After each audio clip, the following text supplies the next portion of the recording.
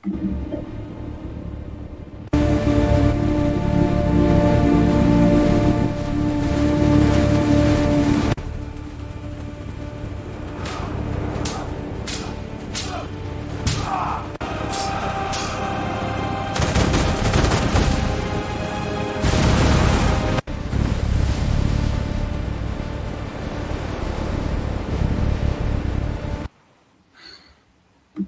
दोस्तों, नमस्कार, good evening और अभिवादन। जैसा कि आपने देखा, मैं आपको जो चीज़ दिखाने की कोशिश आज कर रहा हूँ, जिस बारे में हम बात करने जा रहे हैं, बड़ा ही ये गंभीर विषय इसलिए है, हो सकता है आप में से बहुत से लोगों को इसमें रुचि भी ना हो, और जिनको ना रुचि हो, वो तकलीफ ना करें देखने की। मैं आपको अभी से बता दूँ, इसकी वार्निंग दे दूँ। और उसका कारण क्या है? क्योंकि हम बात करने जा रहे हैं इतिहास की। हम बात करने जा रहे हैं इन जो जो इस समय आपको दिखाई दे रहा है, जो कुछ आपके सामने चल रहा है ईरान और इज़राइल की लड़ाई को लेकर, और जो पिछले दिनों ट्रंप की सारी बातें आपको सुनने को मिल रही हैं।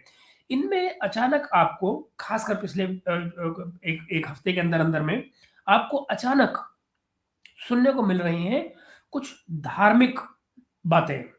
ऐसी बातें जिनका धर्म से लेना-देना है, एक रिलीजियस फर्वर को उभारने की कोशिश की जा रही है। क्यों की जा रही है? मैं आपको इसकी कारण अगर बताऊँगा, तो और जो आज आज का विषय भी है चंदन भाई जिसका आप ज़िक्र कर रहे हैं, तो इसमें आपको पता क्या लगेगा कि दरअसल इन 2 देशों के बीच में शांति क्यों संभव नहीं है।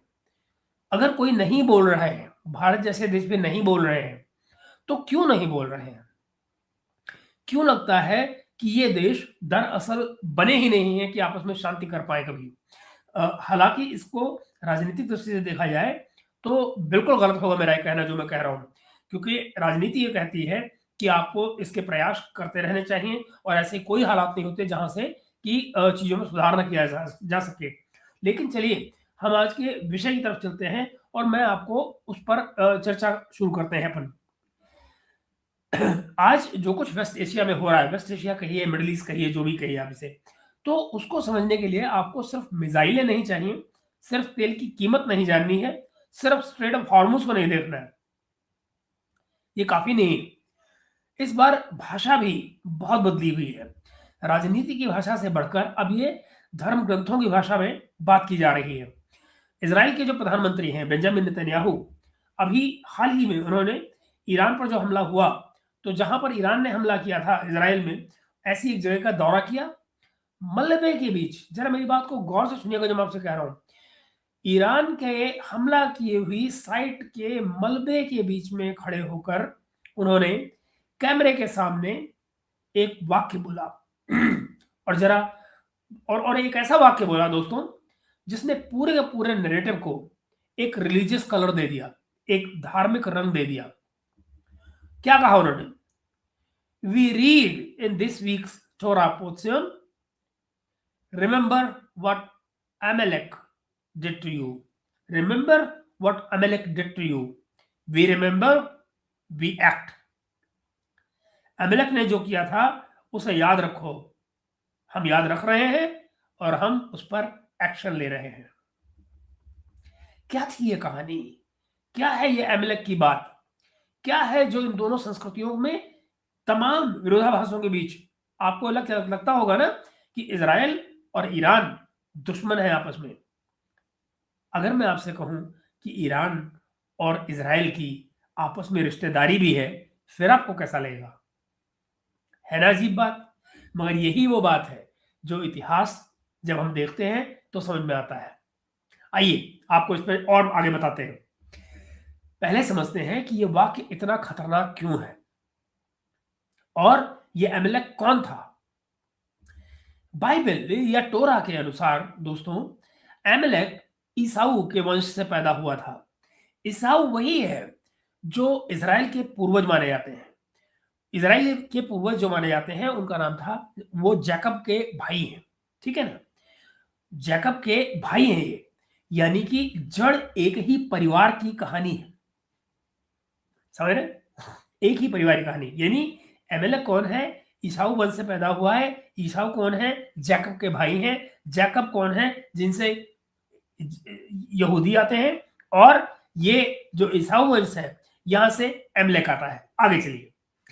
यानी कि ये जो जड़ है वो एक ही परिवार की कहानी है। जेनेसिस, बुक ऑफ जेनेसिस जो ओल्ड टेस्टामेंट है, जेनेसिस जो उसमें लिखा हुआ है जेनेसिस में कि ईसौ के बेटे एलिफज की जो कंक्यूबाइन थी, जो उनकी रखैल थी, टिम्ना, टिम्ना से जो बेटा पैदा हुआ उसका नाम था एबिलेक। ये गिनेंगे, मैं आपको दोबारा से बता देता हूं। जैकब का भाई एसौ, यानी कि एक कहानी, एक परिवार हो गया। एसौ का बेटा जो है वह एलिफेंस है, उसकी जो कंक्यूबाइन है टिम्ना, उससे पैदा हुआ है एबिलेक। ओके, इस तरह से आगे चलकर जो अमेलेकाइट्स का एक पूरा कबीला बना, ये अमेलेक का जो कबीला था उसको बाद में अमेलेकाइट्स के नाम से जाना गया। तो अमेलेकाइट्स का एक पूरे का पूरा कबीला बना। इसको इजराइल का कन्वेंशनल, एक कन्वेंशनल शत्रु माना गया कि ये इजरायलियों के खिलाफ है, इनके दुश्मन है। अपने ही खानदान की, जरा सोचिए, अपने ही खानदान की लीनेज से निकला हुआ एक घोर दुश्मन, मगर एक ही परिवार है। आगे चलिए, बहुत ही इंटरेस्टिंग ये कहानी है, गौर से सुनिएगा। इसके बाद में जो धर्म ग्रंथ है वो हमको ये बताते हैं दोस्तों कि जब इजराइल के लोग इजिप्ट से निकलकर रेगिस्तान में भटक रहे थे, जरा गौर से सुनिएगा, ये जो विजुअल मैंने आपको दिखाए थे उसी कहानी से जुड़े हैं, मैं आपको दोबारा दिखाऊंगा। इसके बाद धर्मग्रंथ आपको बताते हैं कि जो इजराइल के लोग हैं जब इजिप्ट से निकलकर रेगिस्तान में भटक रहे थे, थके हुए थे, भूखे थे, कमजोर थे, तब एमेलेक ने उन पर हमला किया। ये हमला जो था ये भी सामने से नहीं किया गया था। ड्यूटेरोनॉमी में लिखा गया है कि एमेलेक ने उन लोगों पर वार किया जो काफिले में सबसे पीछे चल रहे थे, सबसे पीछे चल रहे थे। आपने अगर इस सीरीज में देखा होगा, मैं आपको दिखाऊंगा भी, दोबारा से दिखाऊंगा, डोंट वरी अबाउट इट। तो जो पीछे रह गए थे, यानी कि बुजुर्ग, बच्चे, कमजोर लोग, जो काफिले में सबसे पीछे थे, उनको मारा उसने। और ये भी लिखा है इसमें ड्यूटेरोनॉमी में कि उन्होंने गॉड से, ईश्वर से डर नहीं रखा, ईश्वर से नहीं डरे। जो भगवान का खौफ होता, एक होना चाहिए, एक भय होना चाहिए अपने अंदर, वो नहीं हुआ कि ईश्वर क्या करेगा। यानी कि ये केवल युद्ध नहीं था, बल्कि कायरतापूर्ण क्रूरता की एक तस्वीर बनी वहां पर। बिल्कुल कायरतापूर्ण क्रूरता की एक तस्वीर खड़ी की उन्होंने। एक ऐसा दुश्मन बना वो एमेलेक जो सिर्फ कमजोर पर टूट पड़ता है, सिर्फ कमजोर पर। इसके बाद में दोस्तों एक बेहद कठोर आदेश आता है, बेहद कड़ा आदेश आता है।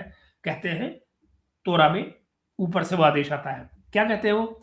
एमेलेक को पूरी तरह से नष्ट कर देना है, एमेलेक को पूरी तरह से नष्ट कर देना है। वो जो मैं आपको पत्थर दिखाया है, इसमें पत्थर जो है, जो शिलालेख है, वो उसको ही बताया जाता है कि वो शिलालेख जो है वो बेसिकली प्रतीक है इस बात का कि आदेश आया है।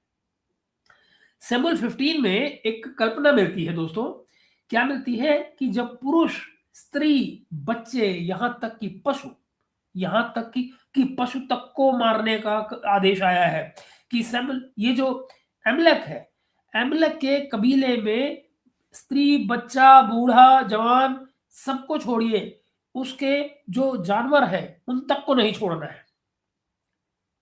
है ना। ये आधुनिक भाषा में उन्होंने कहा कि सबको मार के इस कबीले का नामो निशान मिटा देना चाहिए, बिल्कुल खत्म। आधुनिक भाषा में ये एक धार्मिक रूप से स्वीकृत, इसको जेनोसाइड माना जाता है कि जेनोसाइड का आदेश दिया गया है।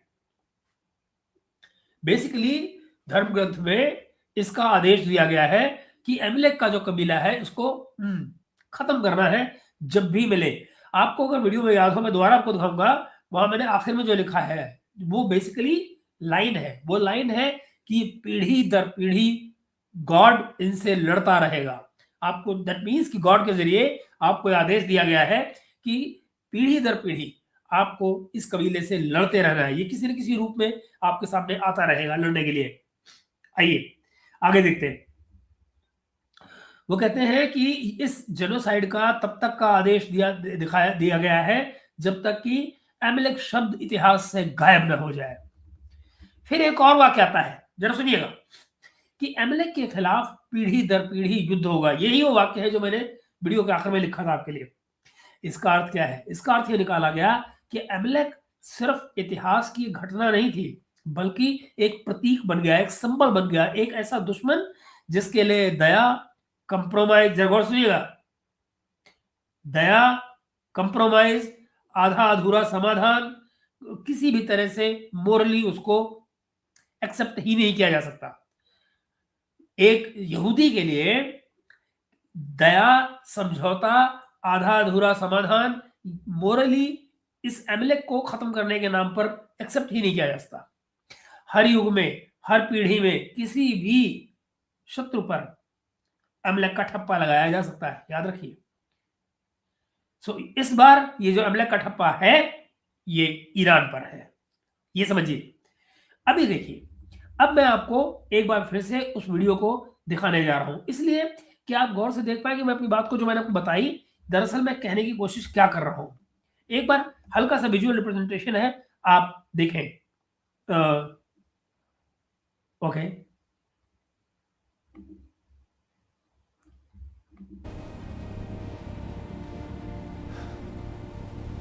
ये जो विजुअल आप देख रहे हैं ये वो यहूदियों के हैं जो थके क्लांत कहीं अपने शिविरों में बैठे हुए हैं, इन पर यह हमला हो रहा है। मैं आपको just let me just show it to you. हाँ, ओके, ये देखें।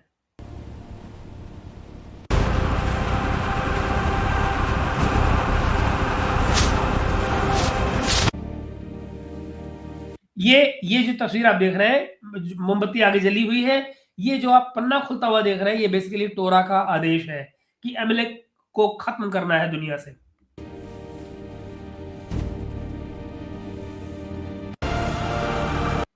ये आप देख रहे हैं, ये जो है ना, ये जैकब की भाई, जब तक ये आप ऊपर हैं, जब तक कि आपका हाथ ऊपर है, तब तक एमलेक आपके नीचे रहेगा, आपसे दबा रहेगा। लेकिन अगर ये हाथ नीचे होगा तो फिर आप मारे जाएंगे। ये देखिए,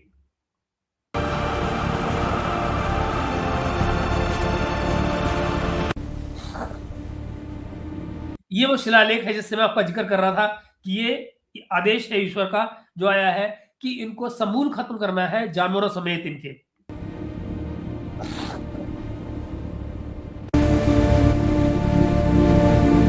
ये वो हैं जो रेगिस्तान में जा रहे हैं, ज्यू इजिप्ट से निकलकर रेगिस्तान में भटक रहे हैं। आप देख सकते हैं ये आगे जा रहे हैं, इन्हीं में पीछे के जो लोग रह जाएंगे उन पर वो हमला करेंगे।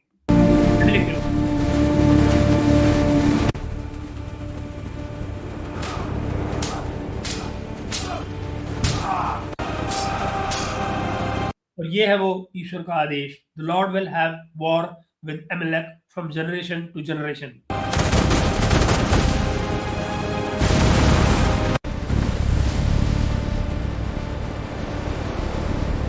ये बेसिकली सिंबलिज्म है कि आपको मैं जस्ट पीछे दिखा रहा हूँ, सिंबलिज्म उस तरह का है जो मैं आपको दिखा रहा था। ये देखिए,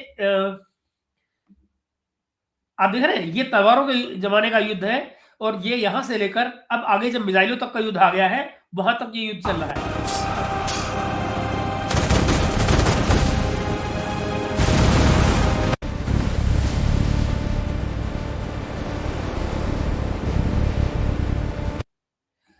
सो दिस इज इट। ये है जो मैं आपको समझाना दिखाना चाह रहा था कि बेसिकली ये सब किस्सा कहानी दरअसल कहां से चल रहा है। अब आपको मैंने आपको दिखाया कि जैसे आखिर में आपने देखा होगा कि वो एक लंबा कारवां रेगिस्तान में चल रहा है, आगे मजबूत लोग चल रहे हैं, पीछे थके हुए बुजुर्ग बच्चे चल रहे हैं, और फिर सलाउट्स में जो जो छाया आई थी, यहाँ पर छाया जो आप देख रहे थे कि हमलावर जो है वो काफिले के पिछले हिस्से पर हमला करते हैं। ये वही कमजोर लोग हैं जो पीछे रह गए थे। ये वही बात है जो डिट्रोनॉमी में अमेलेक के स्वभाव के रूप में लिखी हुई है कि वो सामने से नहीं, साफ युद्ध नहीं करता है, पीछे से वार करता है, कमजोर पर वार करता है। और फिर अगले दृश्य में आपने देखा था एक छोटी सी पहाड़ी आपको दिख रही थी जिसपे मोसेस खड़े हुए थे हाथ ऊंचा करके। जब मैंने कहा था कि जब तक हाथ ऊंचा है, खड़ा हुआ है, तब तक ये अमेलेक नीचे रहेंगे। तो ये वो जो ऊपर खड़े हुए थे हाथ ऊंचा करके, वो मोसेस हैं। ये उस तरह से कहानी है, हाथ ऊपर उठाकर। उनके जो दोनों हाथ हैं जो उठे हुए हैं, वो बेसिकली नीचे जमीन पे लड़ाई चल रही है। मतलब ये होता है, ये एक्सोडस 17 जो है उसकी कल्पना है क्या है कि जब तक आपके हाथ ऊपर हैं, इजराइल की फौज बढ़ती रहेगी। जैसे ही हाथ नीचे आएंगे, एमलेक भारी पड़ने लगेगा।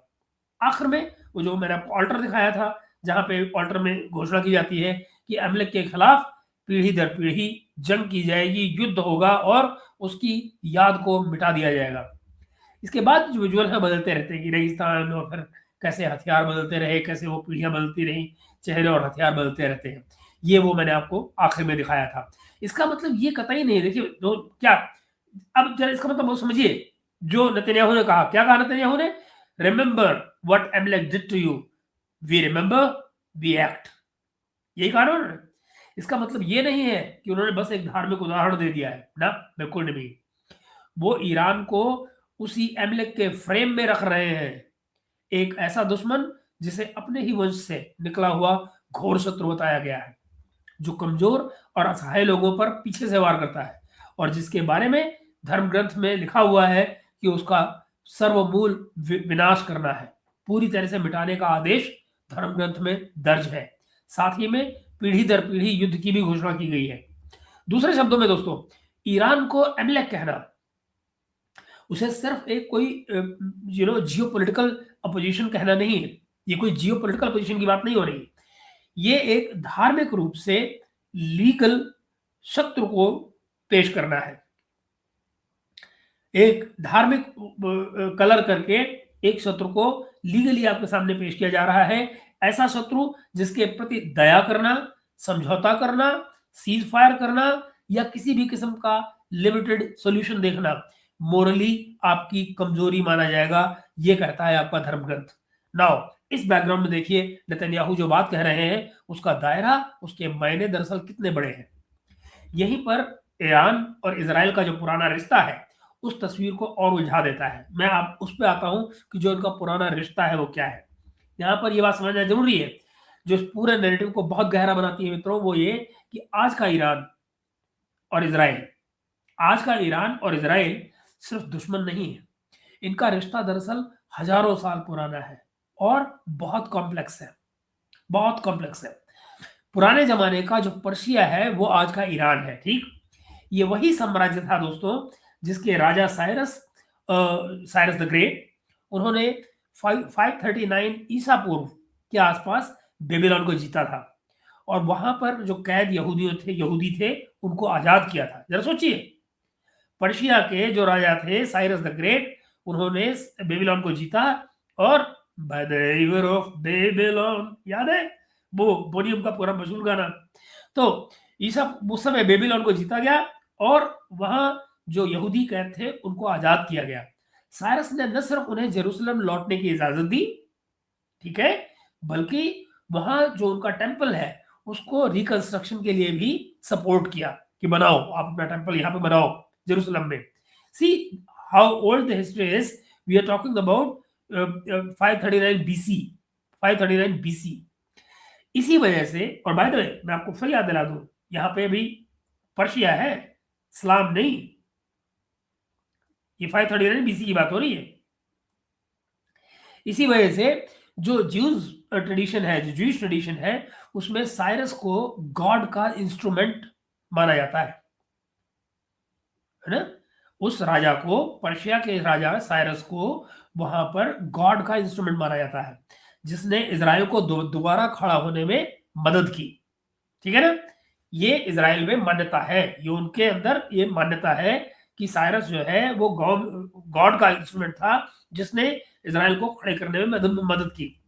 यानी यही पर्शियन भूमि जहां आज बम गिर रहे हैं दोस्तों, यही पर्शियन भूमि जहां आज तेहरान से इजराइल के खिलाफ जायनिस्ट रिजीम की दुश्मनी सुनी जाती है। हर बात पे कहा जाता है कि ये जायनिस्ट है, ये जायनिस्ट है, राइट। कभी ज्यूज की स्वतंत्रता, ज्यूज की मुक्ति और ज्यूज के रिवैम्पिंग में, रिकंस्ट्रक्शन में, उनके दोबारा खड़े होने में जो कहानी है वो भी इसी जमीन से जुड़ती है। और इसी क्षेत्र में एस्थर और हामान की वो कहानी भी रखी जाती है दोस्तों, जहां एक और यहूदियों के लगभग नाश की साजिश दिखती है, विनाश की बात दिखती है, और दूसरी ओर उनके बचाव और उनके अस्तित्व के बच जाने की कथा भी लिखी जाती है। ये है इनका पुराना रिश्ता ईरान और यहूदियों का। आधुनिक दौर में भी दोस्तों 1979 की जो इस्लामिक रेवोल्यूशन से पहले शाह के ज़माने में ईरान और इज़राइल के संबंध सहयोगी जैसे रहे हैं। खुफिया मामलों में, तेल के मामलों में, अरब देशों के खिलाफ जो क्षेत्रीय संतुलन था, उसके लिहाज से दोनों बड़े करीबी से काम करते थे, बहुत नज़दीकी से काम करते थे। रिवॉल्यूशन जो हुआ 79 में, उसके बाद में तेहरान की जो नई सत्ता आई, ये जो इस्लामिक सत्ता आई, उसने इज़राइल को खुले तौर पे दुश्मन घोषित किया। यहाँ से वो सारी की सारी कहानी पलटती है 1979 से, और आज का जो ईरान-इज़राइल का टकराव है, वो भी वहीं से शुरू होता है। तो तस्वीर क्या बनती है दोस्तों? तस्वीर ये बनती है, एक तरफ नेतन्याहू जो आज ईरान को एमलेक कहकर सदियों घोर शत्रु के रूप में ढालते हैं, नए फ्रेम में डालते हैं। एक ऐसा शत्रु जिसे धर्म ग्रंथ की भाषा में जड़ से मिटा देना ही नैतिक रूप से सही बताया गया है। दूसरी तरफ इतिहास हमें याद दिलाता है कि यही का पर्शिया कभी ज्यूज का उद्धार करने वाला भी था, उनका मंदिर बनाने में उनकी मदद करने वाला था। है दुश्मनी और नजदीकी, ये दोनों परतें दोस्तों इस रिश्ते के भीतर मौजूद है। आज का जो ये होली वार चल रहा है, होली वार का ये जो नैरेटिव है, ये इन्हीं पुरानी उलझी हुई कहानियों पर खड़ा हो रहा है। अब जब नेतन्याहू के अमलक वाले बयान और ईरान और इजराइल की इस लंबी बैकग्राउंड को जो मैंने आपको सुनाया, जब हम साथ साथ रखते हैं, तब ये संघर्ष जो है हमको वो Iran versus Israel versus US जैसा नहीं लगता, बल्कि एक प्राचीन पारिवारिक धार्मिक विवाद की तरह महसूस होने लग जाता है। एक परिवार जिसके बीच में फैमिली फ्यूड चल रहा है और रिलीजियस फ्यूड चल रहा है, जिसे आधुनिक मिसाइलें और तेल की राजनीति और ज्यादा खतरनाक बना रही है। अब बात करें हम ट्रंप की। ट्रंप क्या ने जो भाषा यूज की है वो क्या है? वो कह रहा है अनकंडीशनल सरेंडर की बात, और वो कह रहा है एंड टाइम्स की भाषा, राइट? नेतन्याहू ने जब ईरान के लिए एमलेक वाली भाषा निकाली दोस्तों, तो उन्होंने इस लड़ाई को प्राचीन जो धार्मिक दुश्मनी का फ्रेम है उसमें डाल दिया, और अब इसी फ्रेम को आगे बढ़ाते हुए अमेरिका के प्रेसिडेंट डोनाल्ड ट्रंप, उन्होंने एक और खतरनाक शब्द जोड़ा, अनकंडीशनल सरेंडर। ट्रंप ने 5-6 मार्च के आसपास अभी अपनी ट्रुथ सोशल पोस्ट में लिखा, there will be no deal with Iran, there will be no deal with Iran except unconditional surrender.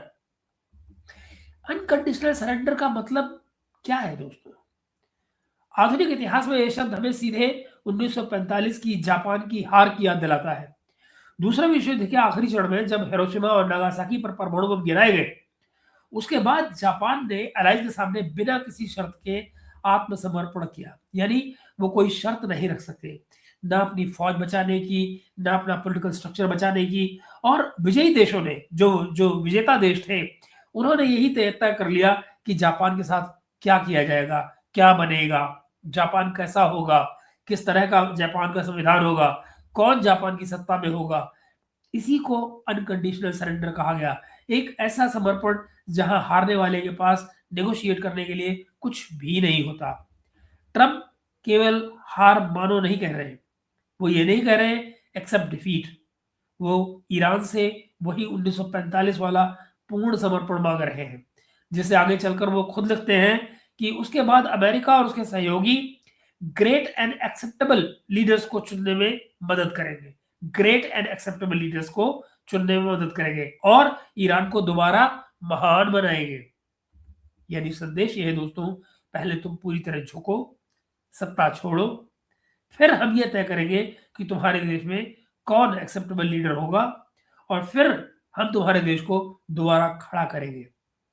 ये साधारण युद्ध विराम की बात नहीं हो रही है दोस्तों, बल्कि एक रिजीम चेंज और पूरी पॉलिटिकल पॉलिटिकल ऑर्डर को बदल देने की बात की जा रही है।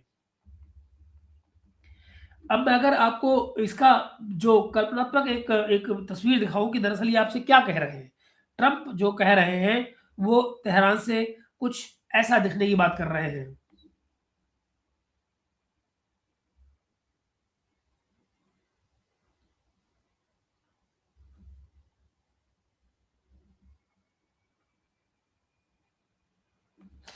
जी, बिल्कुल ऐसा। यही उनकी चाहत है कि अनकंडीशनल सरेंडर हो, तेहरान जो जिन हालात में है वो आपके सामने मौजूद है, और फिर आप समझिए इस चीज़ को, आप जानते हैं, समझते हैं सारी बातों को। बेसिकली यही सारे के सारे जो विजुअल्स हैं वो अनकंडीशनल सरेंडर की परिभाषा को आपके सामने तय करते हैं। फिर आप देखिए, हम बात करते हैं एंड टाइम्स की। एंड टाइम्स जो एर्मगेडोन यानी युद्ध को, एक लड़ाई जो चल रही है इसको होली बना देना, इसको पवित्र बना देना। इसी के समानांतर में अमेरिका की जो सेना है, सेना के भीतर से जो अभी खबरें निकली हैं, वो इस लड़ाई को और भी ज़्यादा रिलीजियस कलर देती है अमेरिका की फौज के अंदर से। रिपोर्ट्स के मुताबिक दोस्तों, कुछ अमेरिकी सैनिकों ने बताया है कि एक कॉम्बैट ब्रीफिंग में, जरा सुनिएगा, एक कॉम्बैट ब्रीफिंग में उनके कमांडर ने ये कहा कि प्रेसिडेंट ट्रंप को, प्रेसिडेंट उसने बताया कि जो प्रेसिडेंट ट्रंप है, he is anointed by Jesus. Can you beat it man? Can you beat it? Trump has been anointed by Jesus, कहना है एक कॉम्बैट ब्रीफिंग में उनके कमांडर का। यानी अमेरिकी कमांडर अपने फौजियों को कह रहा है कि ये जीसस के यहां से आया है, जीसस ने इसको सेट करके भेजा है यहाँ पे तुम्हारी लड़ाई के लिए। यानी जीसस द्वारा अभिषिक्त नेता ट्रंप। और ये कि ईरान के साथ ये लड़ाई गॉड की डिवाइन लड़ाई का, डिवाइन प्लान का हिस्सा है। गॉड के डिवाइन प्लान का हिस्सा है ये ईरान के साथ होने वाली लड़ाई। कौन कह रहा है? Combat trainer of American force to his soldiers. एक कोर्ट में तो ये भी सामने आया है दोस्तों कि जहां कमांडर ने कहा ट्रंप को जीसस ने ईरान में आग लगाने के लिए चुना है ताकि आर्मगेडोन शुरू हो और उसकी वापसी का समय आए। जीसस को आना है ना वापस, डोंट यू अंडरस्टैंड? ताकि उसके वापसी का समय आए, ट्रंप वहां आग लगाएगा, तब आर्मगेडोन शुरू होगा, वो सबका सब। आर्मगेडोन क्या है? आर्मगेडोन क्या है दोस्तों? क्रिश्चियन परंपरा में नए जो नियम की किताब, यानी कि जिसको रेवलेशंस कहा जाता है, रेवलेशंस में आर्मगेडोन में एक अंतिम युद्ध का एक प्रतीक है। जो आर्मगेडोन है ये एक अंतिम युद्ध का प्रतीक है, सिंबलिज्म है लास्ट वॉर का। इजराइल के इलाके में एक वैली, घाटी, एक स्थान है जहां पर आखिरी समय में अच्छाई और बुराई के बीच में आखिरी लड़ाई होगी। आपको कुछ फर्क नजर आ रहा है? वैसे ही है ना, जैसे इस्लाम में भी इस तरह की चीज आपको मिलती है ना? अच्छाई और बुराई के बीच में आखिरी लड़ाई होगी। इस लड़ाई के बाद में जस्टिस यानी कि न्याय, पुनरागमन, है ना, जो वापसी है जीसस की, और अंतिम हिसाब किताब की जो कल्पना है वो जुड़ी हुई है। सरल भाषा में कहें तो जो आर्मगेडोन है वो कयामत की आखिरी जंग जैसा एक विचार है, जहां पूरी दुनिया के भाग्य का फैसला होना है। ये है वो कहानी। आगे चलिए। तो जब किसी सैन्य ब्रीफिंग में दोस्तों फौजियों को यह बताया जाए कि ये लड़ाई गॉड की प्लानिंग का हिस्सा है, प्रेसिडेंट ट्रंप को जीसस ने चुना है और ईरान में आग लगाकर आर्मगेडोन को शुरू करना है, इसके मायने क्या है? इसके मायने हैं दोस्तों कि लड़ाई सिर्फ नेशनल सिक्योरिटी का मामला नहीं है, बल्कि स्पिरिचुअल और रिलीजियस ड्यूटी बनाया जा रहा है। वॉर को स्पिरिचुअल और रिलीजियस ड्यूटी बनाकर पेश किया जा रहा है। ऐसे माहौल में संयम रखना, सीमा देखना, राजनीतिक समाधान की गुंजाइश, ये सब कम हो जाती है, बल्कि लगभग खत्म हो जाती है। क्योंकि फिर लड़ाई को रोकना किसी ईश्वरीय योजनाओं को रोकने जैसी बात है कि भाई आप गॉड के प्लान को डिस्टर्ब कर रहे हैं अगर आप लड़ाई को रोक रहे हैं। कुछ ऐसा दिखाया जा सकता है। नेतन्याहू और ट्रंप एक जो बातें कह रहे हैं वो एक ही कहानी की दो धाराएं दरअसल आपको बता रहे हैं। कैसे? जरा इन दोनों को एक साथ रखिए।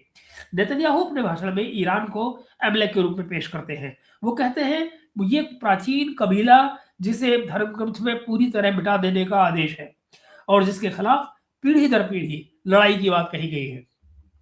ट्रंप आज के ईरान के लिए 1945 का अनकंडीशनल सरेंडर वाला मांगते हैं और फिर कोई रियायत की बात करते ही नहीं है, बल्कि पूरा झुकाव, अनकंडीशनल सपोर्ट, यानी कोई रियायत नहीं, पूरे का पूरा सरेंडर, सत्ता परिवर्तन और विजेता की शर्तों पर नया सिस्टम।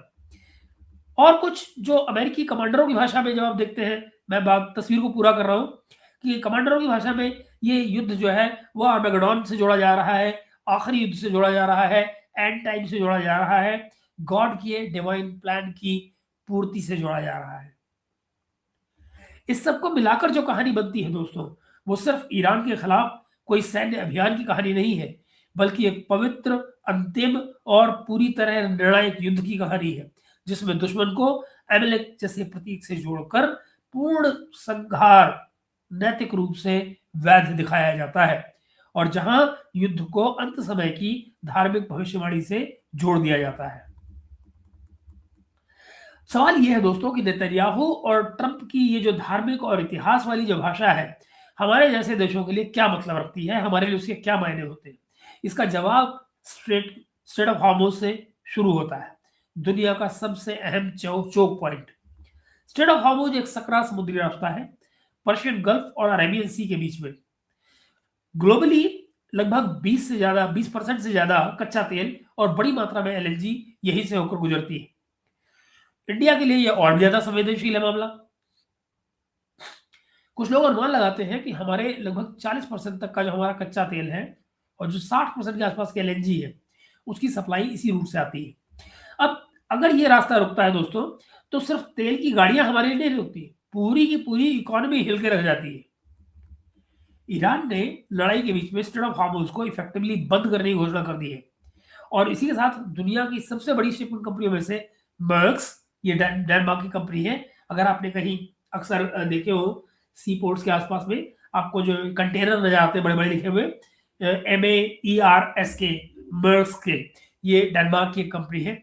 मैं बाद में इनके मालिक जो थे बहुत बहुत दुनिया के अमीर लोगों में से, मेरी हल्की सी मुलाकात है उनसे, यू नो 90s में थे जब मैंने उनको देखा है उनको, तो अब तो गए। तो मर्क्स ने जो इनके गल्फ क्षेत्र में जो उनके जहाजों की आवाजाही है, वो कई तरह के कार्गो बुकिंग्स को रोक दिया गया है। यानी कि अगर बिजनेस टुडे की बात की जाए, बिजनेस टुडे और इस तरह के और सोर्सेज हैं, उनमें लिखा गया है कि मर्क्स ने यूएई, ओमान, इराक और आसपास देशों की तरफ जाने वाले जो कई तरह के कार्गो बुकिंग्स हैं, उनको सस्पेंड कर दिया गया है। सुरक्षा कारणों से कई जहाजों को ये इंस्ट्रक्ट किया गया है कि या तो वो रास्ता बदल लें या सिक्योरिटी के लिए किसी जगह पर रुक जाएं।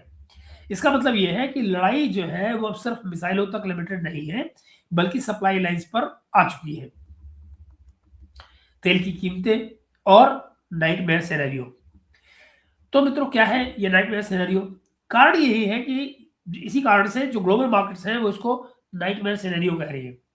पहले अंदेशा ये था कि ईरान, अमेरिका और इजराइल लड़ाई की वजह से तेल की कीमतें 100 के पार जा सकती है, लेकिन अब स्ट्रेट ऑफ हॉर्मुज की नाकाबंदी के बाद में जो एनालिस्ट है वो कह रहे हैं कि ये कीमतें $120 या उससे भी ऊपर जा सकती है। इनफैक्ट आज जो कीमत मैंने देखी है वो 119 तक ऑलरेडी जा चुकी है।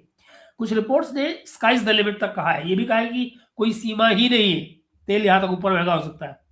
इसका सीधा असर भारत जैसे जो इंपोर्ट डिपेंडेंट देश हैं उन पे पड़ता है। कच्चा तेल महंगा होगा, आयात का बिल बढ़ेगा, रुपया दबाव में आएगा, पेट्रोल, डीजल, एटीएफ, ट्रांसपोर्ट सब महंगे, और अंत में इन्फ्लेशन वो आम आदमी तक पहुंचेगा। तो भारत की स्थिति क्या है? स्टॉक, सप्लाई और एलएनजी। भारतीय सोर्सों के मुताबिक जो है, अगर सोर्सेस के मुताबिक आप पाएंगे कि भारत के पास में अभी तक कोई 70-75 दिन का हमारे पास स्टॉक है। रिजर्व, जो स्ट्रेटेजिक रिजर्व जिसको कहते हैं, वो हमारे पास करीब 70 से 75 दिन का है। यानी तुरंत फिजिकल स्टॉक खत्म होने का कोई डर नहीं है। लेकिन दिक्कत दो लेवल पे है, कीमत और लॉजिस्टिक्स। कीमत बढ़ने से हमारा जो ट्रेड डेफिसिट है वो बढ़ सकता है, सरकार पर सब्सिडी या टैक्स घटाने का दबाव आएगा, और कंपनियों के लिए ट्रांसपोर्ट और एनर्जी कॉस्ट जो है वो बढ़ जाएगी। लॉजिस्टिक्स की समस्या ये है कि अगर जहाजों को लंबा रास्ता लेना पड़ा तो इंश्योरेंस महंगी होगी, और कुछ कार्गो रुक गए तो सप्लाई चेन के भीतर भी गड़बड़ पैदा होगी। इसी बैकड्रॉप में दोस्तों सरकार ने एलपीजी को लेकर एक सख्त कदम उठाया है। भारत सरकार ने मार्च 2026 में, यानी कि अभी 2 दिन पहले, एसेंशियल कमोडिटीज एक्ट 1955 के कुछ प्रावधानों को इन्वोक किया है, ताकि एलपीजी और नेचुरल गैस की जो सप्लाई है, घरेलू सप्लाई, उसको सुरक्षित रखा जा सके। रिपोर्ट्स के अनुसार आप देखिए तो पेट्रोलियम मिनिस्ट्री ने रिफाइनरीज को आदेश दिया है कि एलपीजी प्रोडक्शन को तेज किया जाए, प्रायोरिटी दी जाए और डोमेस्टिक यूज के लिए सप्लाई इंश्योर की जाए। ऑयल मार्केटिंग कंपनियों के लिए कोटा और डिस्ट्रीब्यूशन नॉर्म्स तय कर दिए गए हैं ताकि सिलेंडर की कमी ना हो घर पे। भले ही जो कमर्शियल एलपीजी है रेस्टोरेंट्स के लिए, होटल्स के लिए, केटरिंग के लिए उन पे प्रेशर आए, लेकिन घर वाले में नहीं आना चाहिए। कई शहरों में जैसे दिल्ली, मुंबई और बेंगलुरु, इनमें कमर्शियल एलपीजी की शिकायतें ऑलरेडी आनी शुरू हो चुकी है। कुछ होटलों और रेस्टोरेंट्स को ऑपरेशन कम करने या टेम्परेरी बंद करने की भी नौबत आई है। नाउ अब चलते हैं अपनी बात के आखिरी की तरफ। धार्मिक रूप से जो उठी हुई आग है दोस्तों, वो अब तेल और रोटी तक पहुंच रही है। यानी अगर हम अब अपनी सेगमेंट 1 और 2 जो हमने बताया नेतन्याहू और ट्रंप के, यानी नेतन्याहू का अमलेक वाला जो धार्मिक फ्रेम है और ट्रंप का जो अनकंडीशनल सरेंडर है और जो एंड टाइम से आर्मेगेडोन की बात कर रहे हैं, ये जो रिटॉरिक है, ये दिखता जो जो ये तो दिखता है कि ये रिटॉरिक लग रहा है, लेकिन जो ऊपर की भाषा है यानी कि होली वॉर की जो तस्वीर है वो भी आपके सामने आ रही है। और नीचे जमीन पर उसका जो ट्रांसलेशन है वो सीधा जहाजों में, तेल के दामों में और आपके घर में आने वाले गैस सिलेंडर तक पहुंच रहा है। जो लड़ाई ऊपर जिसको बताया जा रहा है कि गॉड की योजना है, द प्लान ऑफ गॉड, तो उस गॉड की योजना, एमएलएक का संहार और फाइनल बैटल इसके रूप में बेचा जा रहा है। लेकिन नीचे वो आम लोगों के लिए किस रूप में नजर आ रहा है? आम लोगों के लिए तेल के टैंकर अटके हुए हैं, शिपिंग कंपनियां रूट बदल रही हैं, रुक रही हैं, कीमतें उछल रही हैं और सरकारें सप्लाई बचाने के लिए इमरजेंसी जैसे कदम उठा रही हैं। इसीलिए इस पूरे के पूरे नैरेटिव को दोस्तों धार्मिक या वैचारिक पागलपन कह के डिसमिस कर देना आसान तो बहुत है, लेकिन जो उसके नतीजे हैं वो बहुत ठोस हैं और फिजिकल है। आपकी जेब, आपकी रसोई, आपकी यात्रा और भारत की पूरी अर्थव्यवस्था तक। अब अगर इस सारी बात को आप एक सांचे में डालने की कोशिश करें, पूरी तस्वीर को एक बार में देखें, तो हमें क्या दिख रहा है? एक तरफ बेंजामिन नेतन्याहू है जो ईरान को अमलेक कह रहे हैं और प्राचीन कबीला, ऐसा प्राचीन कबीला जिसको धर्म ग्रंथ में कहा गया है कि उसको जड़ से मिटा देना है और जिसके खिलाफ जनरेशन दर जनरेशन युद्ध की घोषणा की गई है ना। दूसरी तरफ डोनाल्ड ट्रंप है जो कहते हैं कि ईरान के साथ कोई समझौता नहीं होगा बल्कि अनकंडीशनल सरेंडर होगा। ये वही शब्द है जो 1945 में जापान की पूरी हार और हिरोशिमा नागासाकी और उसके बाद के रिजीम चेंज की याद दिलाते हैं। और तीसरी परत में अमेरिका के सैनिकों को यह बताया जा रहा है कि यह लड़ाई गॉड के प्लान का हिस्सा है, ट्रंप को जीसस ने चुना है और ईरान पर यह हमला किसी एंड टाइम या आर्मगेडोन की भविष्यवाणी को सच करने जैसा है। और इन सब के बीच में दोस्तों नीचे जमीन पर स्ट्रेट ऑफ हार्मोज बंद हो रहा है।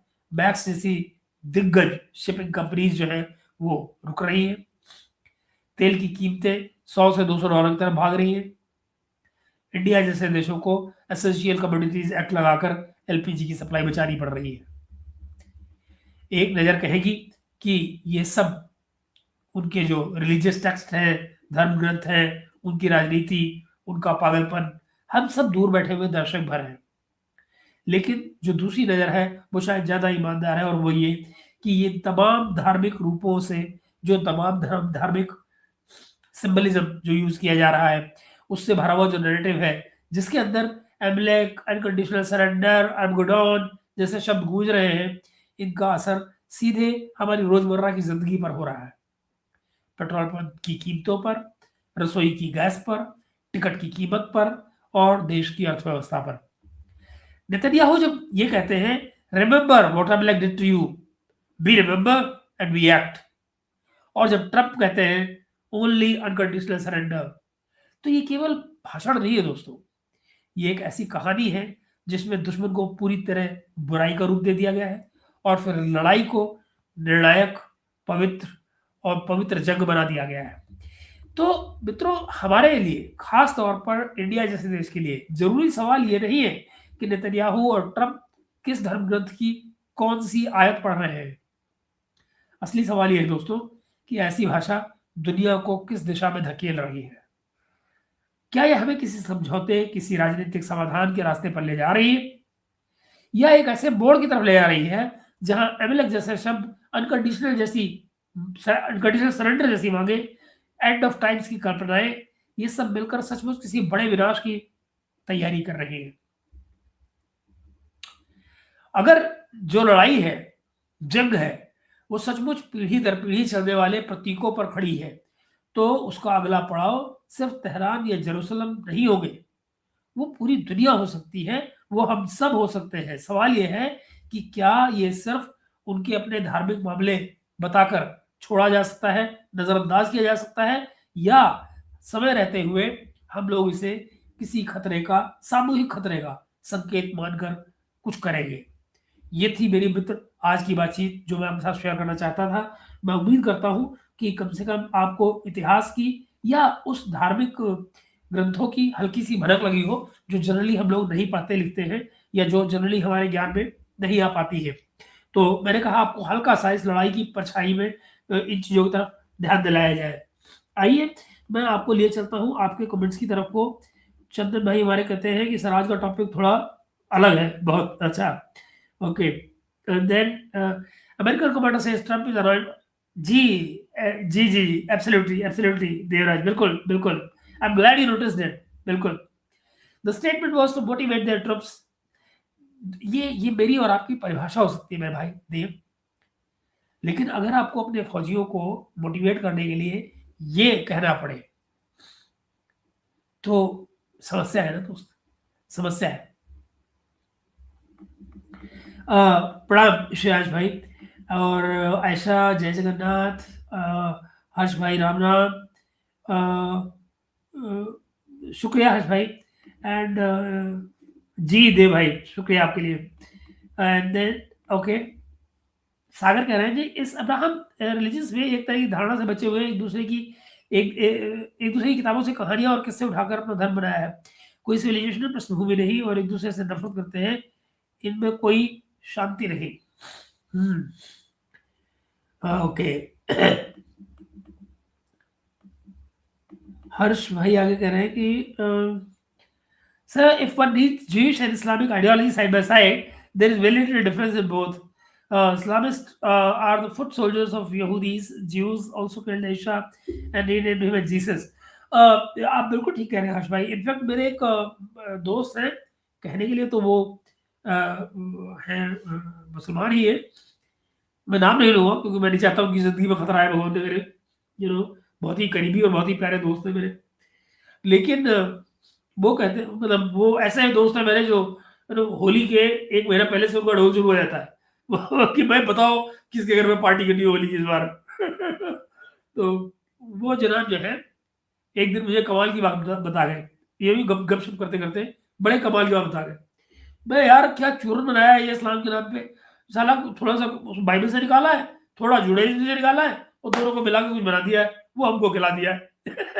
तो गजब की आदमी है। पर वो बात मुझे उनकी याद इसलिए आई क्योंकि आपकी बात में मुझे उनकी झलक नज़र आई। हर्ष, ओके, सही है। एमएलए का टैग देकर ईरान को इटरनल नहीं बताया जा रहा है। नेतन्याहू रिलीजियस व्यू लेकर आ रहा है वॉर में। जी बिल्कुल ऐसे ही है, बिल्कुल ऐसे ही है। एंड देन महाराज भाई नमस्कार, नमस्ते। एंड हर्ष आई कह रहे हैं सर ये इजरायली सोल्जर्स इंडिया आते हैं, बहुत डेंजरस है, इन्होंने ड्रग्स भी कितनी फैला दी है इंडिया में, इनको बस तिब्बत कैसे भी क्या है, तिब्बत कैसे भी एक्सप्लॉइट करना है एशियन नॉलेज और इलेक्शन के लिए। मैं नहीं जानता, मैं तो ये जरूर जानता हूँ कि ये लोग पुष्कर में बहुत होते हैं और ड्रग्स का गांजा फांजा जो उनका चलता है वो चलता है, और वो जनरली उस समय पे आ रहे होते हैं ये लोग जब अपनी ये जो इनकी 3 साल की जो शुरुआती जो ट्रेनिंग होती है उसको पूरी करके यहाँ जनरली आते हैं। बट आई डोंट थिंक कि उन्होंने कभी किसी को यहाँ समस्या की हो। Generally they kind of create their own group and party together.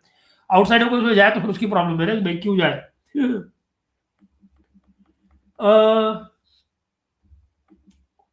Okay, Netanyahu ही नहीं, ईरानी भी तो धार्मिक युद्ध ही लड़ रहे हैं। बेशक बेशक बेशक बेशक, अगर न हो तो 79 में आखिर दुश्मन क्यों अनाउंस किया उनको? दुश्मन अनाउंस ही इसलिए किया है क्योंकि दुश्मन मानते हैं। एंड देन अरे वाह क्या बात है, जय श्री राम, जय श्री राम। एंड हर्ष भाई कह रहे हैं सर ये अलाक्सा मॉस्क भी तो temple third most important system, बिल्कुल बिल्कुल ऐसे ही है, absolutely Harsh. Thank you Maharaj भाई, thank you ji. And then हाँ विकास भाई, लेकिन ईरान की पब्लिक अपने पर्शियन कल्चर को अपना रही है फिर से। ईरान में प्रॉब्लम उनकी इस्लामिक रिजीम है। जी बिल्कुल बिल्कुल चंदन, ये बात सही। सर अमेरिकन अपने फोर्स को गल्फ से विड्रॉ कर रहे हैं। फोर्स क्या होता है? वो मेरे अपने लोगों को जो विड्रॉ कर रहे हैं, फोर्स विड्रॉ कर रहे हैं। ये तो ईरान भी कह रहा है। ईरान कह रहा है कि जितने आपने अमेरिकन बेसिस वहां बना रखे हैं, इन सबको वापस भेजो, और जो जो वापस भेज देगा उसके हम अटैक नहीं करेंगे। तो यही बात कह रहे हैं। बाय द वे दोस्तों, उसमें मैं एक अपडेट दे दूं आपको कि आज शायद मेरा ये बताना आपको इस समय बनता है, इस बैकग्राउंड के बीच में जो मैंने आपको दी है, कि ईरान ने बिल्कुल साफ आज ये कहा है कि हमें कोई सीज फायर चाहिए ही नहीं। हम लड़ाई लड़ेंगे, आखिर तक लड़ेंगे, जब तक कि हमें ये हारेगा तो अमेरिका हारेगा, या विड्रॉ करेगा लड़ाई से तो अमेरिका करेगा, हमें सीज फायर नहीं चाहिए। और वो बाकायदा अपना कंपनसेशन मांग रहे हैं। उनका कहना है कि हम इस लड़ाई का कंपनसेशन लेंगे। उसमें गल्फ कंट्रीज भी आती है, अमेरिका भी आता है, जो भी लोग लड़ाई में शामिल है वो ये सब के सब कंपनसेट करेंगे। कैसे क्या होगा मैं नहीं जानता हूँ, लेकिन ये ईरान का कहना है, ईरान से विचार आ रहा है। कुछ शहरों में ही है जो पारसी कल्चर की तरफ जा रहे हैं, बहुत संख्या कम है, उससे कहीं ज्यादा इस्लामी कट्टरता वाले शिया हैं ईरान में। जो जो शहरों में नहीं है वही विकास। ये बात हमारी सही है, और मुझे लगता है कि ये बात उस बात के साथ भी लागू होती है कि जो शाह के ज़माने की हमको तस्वीरें दिखाई जाती है ना, कि वो बिकिनी में लड़कियां हैं और पता नहीं क्या है ईरान में और सब कुछ, वो उस समय भी आपकी ये बात जो है वो इतनी ही सही थी। यानी कि वो आपको तेहरान के आसपास की तस्वीरें दिखाई जाती हैं, लेकिन आप पाएंगे कि उस समय का भी अगर आप इतिहास देखेंगे तो जो आउटस्कर्ट्स या जो रूरल एरिया था, वहां पर तब भी इस्लाम का ही बोलबाला था। भाई मैं नहीं मानता हूँ इस्लामी कभी अच्छे नहीं हो सकते, एक्सेप्शन छोड़ दीजिए, बाकी सब एक जैसे हैं, जो इकोसिस्टम बना के काम करते हैं और जमीन पे कब्जा करके दूसरों को आते हैं। ये बात सही है आपकी विकास। और मुझे लगता है कि चंदन आपसे कोई अलग बात कह रहे हैं, क्योंकि दरअसल तो ईरान में भी, मतलब पर्शिया और ईरान की जो इस्लाम जो आया है, इनमें तो फर्क आपको करना पड़ेगा ना, क्योंकि यही इतिहास है। यही इतिहास है। 79 में जो इस्लाम लाया गया है, उसके बाद भी बेड़ा गर्क हुआ है ना इनका। तो वहां तक चंदनी बात बिल्कुल ठीक है। मुझे तो अब इस्लाम से इतना डर नहीं लगता जितना ही एक पागल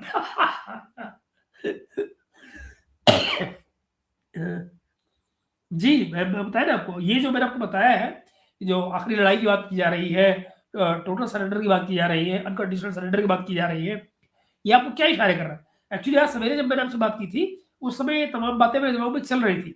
मैंने आपसे कहा था मैं जरूर बात करूंगा आपसे इस बारे में।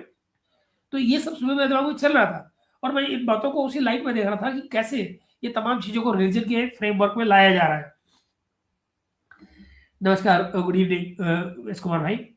एंड विकास भाई ये कह रहे हैं कि जब तक कि ये वीडियो सामने आई कि एक गाड़ी में लाठी डंडे मिले, केमिकल मिले, जो हमलावर परिवार की गाड़ी थी, क्लियर वीडियो उपलब्ध है, मस्जिद में भीड़ को तैयार करके भी ये विकास, ये तुम कहाँ पहुंच गए? ये कहाँ की बात कर रहे हो?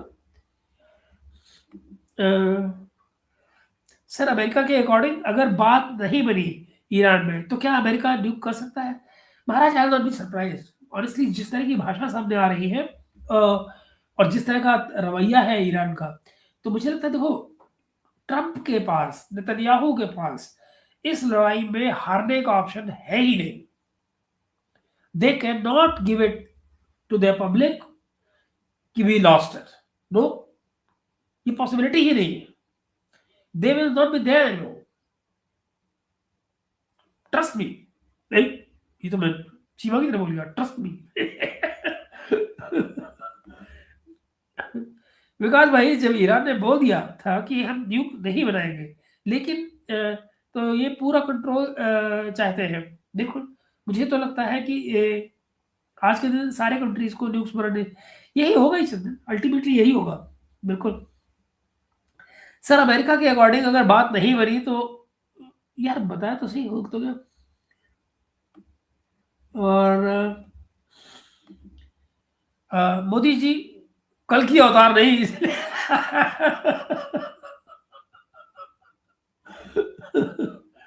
अपोजिशन वाले पूरे पागल हो गए सर। उनको कोई मुद्दा नहीं मिलता, ईरान का मुद्दा उठा दिया है, इनके रग रग में बसा है। बिल्कुल ऐसे ही है महाराज, बिल्कुल। चंदन कहे आगे, विकास भाई कल की अवतार हम सबको ही बनना हो। क्या बात है चंदन, वाह क्या बात है, गजब की बात कही यार तुमने। मोदी जी को कहने से नहीं, वाह, वंडरफुल वंडरफुल, गजब गजब चंदन। ये अमेरिकन का सुपर पावर वाला नशा पूरी ह्यूमैनिटी के लिए रखा, बिल्कुल ठीक बात है, एग्री, कंप्लीटली एग्री। पर तुम जो तुमने पहला सेंटेंस बोला ना, तो गजब बोला भाई, खुद को ही कल की अवतार बनना होगा, वाह क्या बात। सर ओम बिरला के खिलाफ लेकर आए हैं, जब चर्चा करने की बात आई तो भाग गए। अच्छा, बोलते हैं कि ईरान के मामले पर पहले, अच्छा ये बढ़िया है।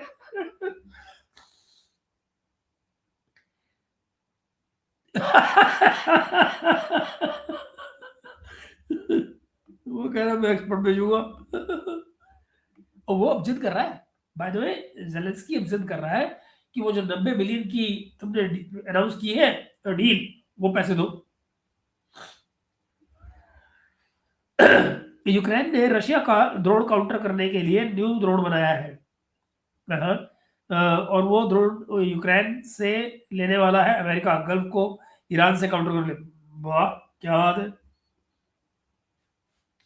किन साइरस या अग्निपूजक पारसी थे, इसका मतलब पारसी और यहूदियों का कुछ ऐतिहासिक संबंधता है, तो फिर यहूदी पारसी होके ईरान से एक्सोडस क्यों नहीं रोक पाए। एक सेकंड, क्या मतलब ओके, इसका मतलब पारसी और यहूदियों का कुछ ऐतिहासिक ऐतिहासिक संबंध तो बन गया ना, तो भाई भाई निकल रहे हैं वहां से, और फिर यहूदी पारसी होके हैं ईरान से एक्सोडस क्यों नहीं रोक पाए। एक्चुअली आप जानते हो कि सागर एक अच्छा खासा हिस्सा जो है पारसियों का आज उसका ज्यूज का आज भी ईरान में रहता है। Do you know this.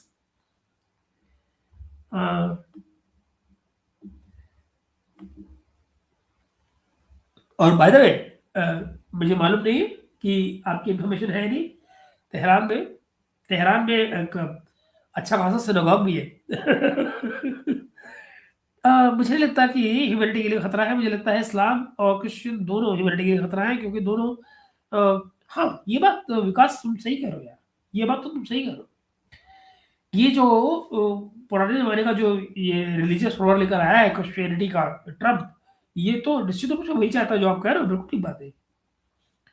पर आज यूक्रेन अपना वॉर नहीं कर पा रहे हैं, चले मिडिल ईस्ट के बारे में पूछो मत भैया। सर इनको कंक्लूज को 5000 डीजल क्यों दे रहा है, हमें खुद महंगा क्रूड रशिया से लेना पड़ रहा है, ऊपर से कंक्लू अपनी वर्थलेस करेंसी में पेमेंट करेंगे। ये तो नहीं होना चाहिए भाई, वर्थलेस करेंसी में क्यों पेमेंट करेंगे, ये तो अच्छा टाइम नहीं, बिल्कुल रखने का टाइम चाहिए इनको तो। पर ये पीछे आजकल चेंज हुआ है थोड़ा सा। मुझे मुझे एक एक सेकंड दीजिएगा, आप लोग प्लीज एक सेकंड दीजिएगा मुझे, मैं एक सेकंड में आया।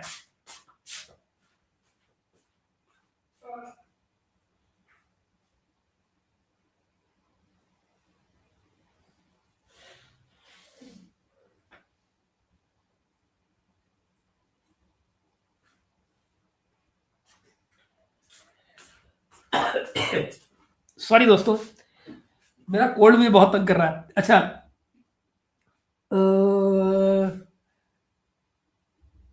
ओके, आगे चलते हैं, आगे चलते हैं। हर्ष कह रहे हैं जी, सर आपको पता है कि एक चोला राजा ने 40,000 यहूदी को मारा था, लेकिन केरल में जेरूसलम ऑफ ईस्ट बना रहे थे यहाँ। ओके, मुझे लगता है कि अमेरिका के तत्कालीन राष्ट्रपति ने जापान में न्यूक्लियर बम सिर्फ दुनिया को अपनी न्यूक्लियर पावर दिखाने के लिए किए थे, कोई थे, ना कि कोई दबाव बनाने के लिए। ये मैं नहीं मानता सागर, ये मैं बिल्कुल नहीं मानता। जापानी चढ़ के आए हुए थे और चढ़े हुए थे जब तक कि उन्होंने न्यूक नहीं किया था उनको, और इनके पास दरअसल हिस्ट्री गवाह है, इनके पास कोई चारा था ही नहीं उससे बाहर निकलने का। द ओनली वे, अब देखिए उसमें भी आप ये देखिए, जो मैंने आज सवेरे भी आपको बात बताई थी कि क्या रीज़न था कि इन्होंने हिरोशिमा नागासाकी को ही टारगेट किया, और ऐसा क्यों कि टोक्यो को नहीं बम मारा? टोक्यो को तो मार सकते थे ना।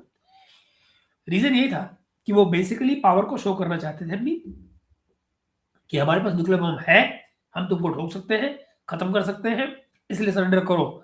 तो हिरोशिमा नागासाकी में बम मारे गए, जो कि कंपैरेटिवली छोटे शहर थे, मगर ताकत दिखाने के लिए काफ़ी थे। इसीलिए मुझे लगता है कि अभी भी जो लड़ाई है, वो आप ये देखिए, जो इनके न्यूक्लियर सेंटर्स हैं, जहाँ पर इनके तो वहाँ पर ये इब्सार वगैरह है, कहीं वहाँ पे ही ठोकेंगे। अगर इनको ठोकना हुआ, तो एग्ज़ाम्पल बनाएँगे, तेहरान में नहीं करेंगे, ताकि तेहरान को सरेंडर कराया जा सके। That is what they want. Rajkumar भाई कह रहे हैं जी, महेश जी, कुछ परसेंटेज है क्या न्यूक्लियर बम की इज़राइल की और ओर से, मतलब क्या मतलब वो? कुछ परसेंटेज है क्या न्यूक्लियर बम की इज़राइल की और ओर से? इसका क्या मतलब होता है? कुछ परसेंटेज है मतलब? सर, सोशल मीडिया में बस ईरान की तबाही दिख रही है। इज़राइल की कोई खबर नहीं आती है कि मतलब कोई क्लिप नहीं इज़राइल की, बस ईरान की क्लिप सर्कुलेट किया जा रहा है। कैसे आएगी क्लिप? आपको मैंने बताया ना कि टिकटॉक को जनवरी में खरीद लिया गया, और जिन लोगों ने खरीदा है वो देख लीजिए, वो भरे पड़े यहूदियों से। वो ऑरेकल है उसमें, तो ऑरेकल पूरा ज्यू सपोर्टर है, वो यहूदियों का सपोर्टर है। I have nothing against it, मैं जस्ट सेइंग, मतलब there is no possibility, the platform is been already purchased by bot by people who are Israel supporters. और राइट नाउ जो है वो कुछ वीडियोज आते हैं, ऐसा नहीं कि हर स्थाई नहीं आते हैं। मैंने कुछ कुछ शॉर्ट्स डाले हैं वहाँ के इस तरह के, जेरूसलम में जो हालत है उसको दिखाने के लिए। बट यस, जिस रफ्तार पे और जिस तरह से ईरान के आ रहे हैं, वो नहीं। मगर मजे की बात क्या है इसमें? इसमें मजे की बात ये है दोस्तों, कि इज़राइल अपने आप को अकेला डेमोक्रेटिक कंट्री कहता है पूरे मुस्लिम वर्ल्ड का, मिडल ईस्ट का, राइट? अमेरिका भी उसको इस तरह प्रमोट करता है, लेकिन वहां से चीजें आने में पाबंदी है, ठीक? और जरा देखिए, ईरान से सब कुछ आ रहा है। इतना ही नहीं, ईरान ने ऑफिशियली सीएनएन को इनवाइट किया है कि आप आइए हमारे यहाँ से डायरेक्ट रिपोर्टिंग कीजिए, कोई दिक्कत ही नहीं। क्या पैराडॉक्स है ये? ओके, आइए दोस्तों, अब मैं चलता हूँ आपके अगले कमेंट की तरफ। उत्तम नगर दिल्ली की बात कर रहा था मैं, ऊपर आधा कमेंट यूट्यूब वो के तभी समझ नहीं आया था विकास भाई। सर, ये अश्के गाजी यहूदी के बारे में काफ़ी कुछ सुना है मैंने। इन लोगों ने ब्राह्मणों से ब्राह्मणों से डर, बोस्टन ब्राह्मण टर्म ही इन लोगों ने, पता नहीं, मेरे को समझ नहीं आई क्या है ये। कृतिका, नमस्ते बेटा, कैसे हो? Sir, before Soviet invasion of Afghanistan, Yahudis were also present there, which migrated after Soviet invasion. Okay, that's possible. और वो यहूदी रिच होते ही है भाई, उसका कुछ कर नहीं सकते, वो कम्युनिटी ऐसी है। सर, ऑस्ट्रियन पेंटर को रुकना नहीं चाहिए था, वो नहीं रुकता तो आज ये गंद हमें नहीं मिलता, और साथ ही ट्रांसफर ऑफ पावर की जगह लड़का आज़ादी लेते हैं।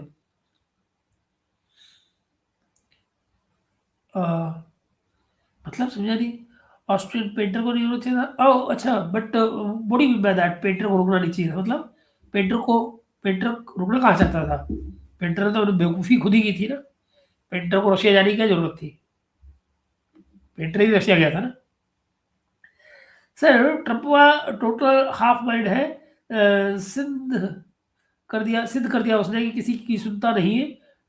मानेगा नहीं, नेतन्याहू रुकेगा नहीं, और खमैनी उसे I like it, I like it, गजब। अरे वाह महाराज भाई, मजा आ गया।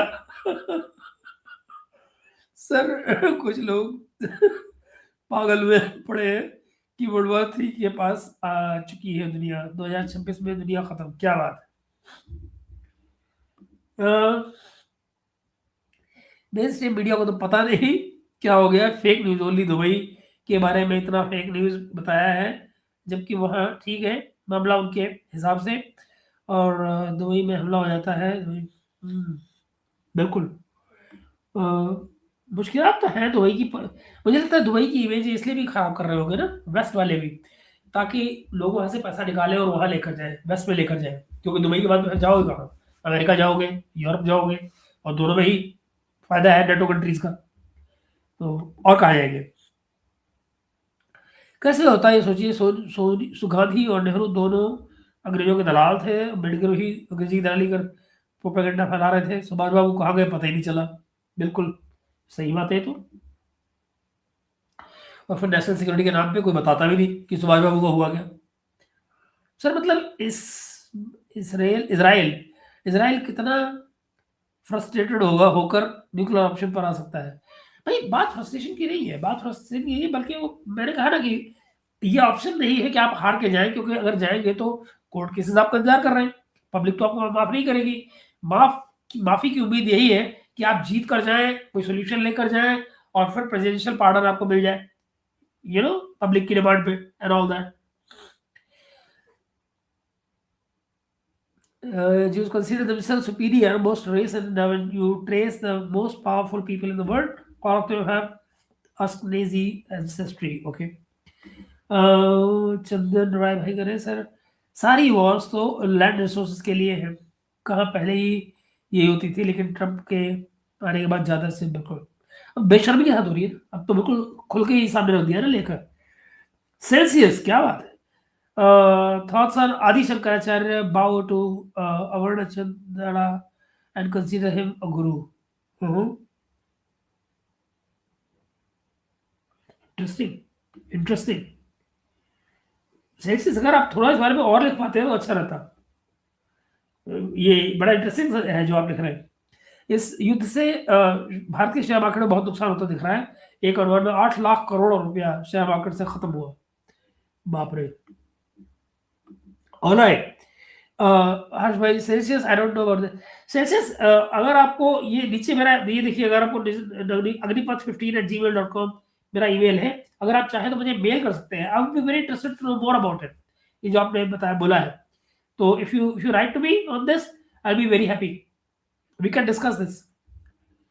ट्रम्प टेन्योर में सब स्पीड टू बिल्कुल ठीक बात है। ऑलराइट दोस्तों, मिलता हूँ आपसे। मेरे ख्याल से थोड़ी देर में मैं आपके पास आऊँगा लाइव में, उससे क्या कहते हैं वर्टिकल में आऊँगा मैं आपके पास कुछ ही देर में, और फिर और गप मारते हैं, वर्टिकल में बैठ के गप मारेंगे। तो बांग्लादेश को पेट्रोलियम देने की शर्त भारत को रखनी चाहिए थी कि कल मां ढाकेश्वरी मंदिर ढक्का में बम विस्फोट हुआ। ओके सर, ये यूट्यूब मेरे कमेंट्स डिलीट कर रहा है यहूदियों के ऊपर। अच्छा, ओह वाओ, ओके। सो मित्रों, थोड़ी देर में मिलते हैं आपसे वर्टिकल में, वहां मिलते हैं, गप मारेंगे।